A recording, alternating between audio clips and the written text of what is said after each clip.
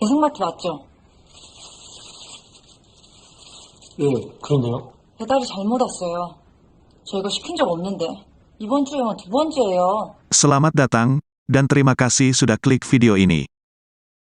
Sejauh pengamatan saya mengenai drama The Killers Shopping List episode 1 adalah berkisah dari karakter Ahn Dae-seong yang sejak kecil sudah berhasil menangkap penjahat. Namun menjelang beranjak dewasa, tiba-tiba dia menemukan sosok mayat di dekat apartemen. Banyak kejadian lucu dan mengejutkan dari episode pertama film ini. Penasaran? Yuk simak alur cerita singkatnya. Sebelum memulai, video ini mungkin mengandung spoiler.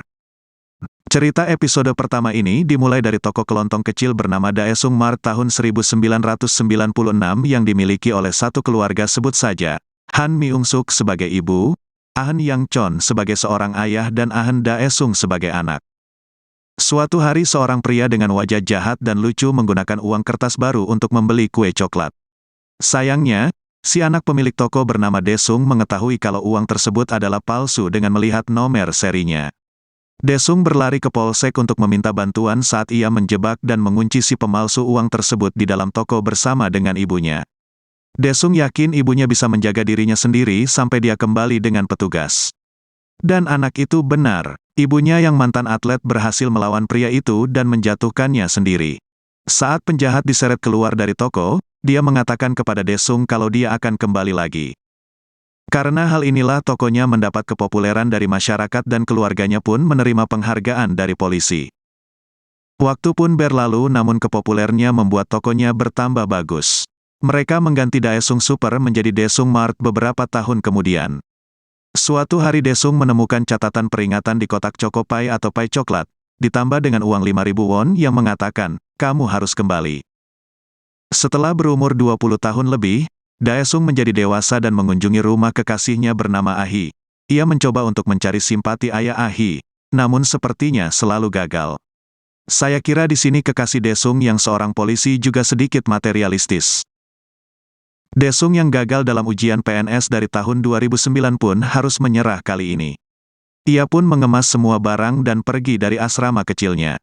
Saat Daesung yang sedih berjalan di tengah hujan deras, dia melihat papan nama Daesung Mart yang diganti oleh ibunya. Dia mulai menangis karena mengira ibunya menjual bisnis keluarga mereka. Ternyata ibunya hanya rebranding dengan inisialnya sendiri.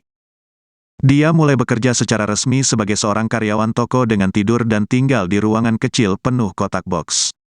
Sekarang toko mereka membutuhkan lebih banyak tenaga bantuan, tetapi Myung-sok juga enggan mempekerjakan seorang mantan narapidana yang direkomendasikan oleh kepala polisi. Namun karena kepala polisi berani menjaminnya kalau mantan residivis tersebut sudah bertobat. Meskipun Daesung tidak pernah menjadi karyawan yang digaji, tetapi ia sudah berpengalaman soal pekerjaan ini selama waktu dulu, jadi dia sudah tahu hampir semua hal tentang toko. Daesung memiliki ingatan bagus yang berarti dia mengingat semua pelanggan mereka. Hal itu sangat berguna ketika suatu hari seorang gadis kecil membawa sandal merah muda misterius yang dia temukan di jalan. Si bocah itu ingin mencoba melaporkannya ke polisi, tetapi dia malah menyerahkannya ke Daesung sebagai barang hilang.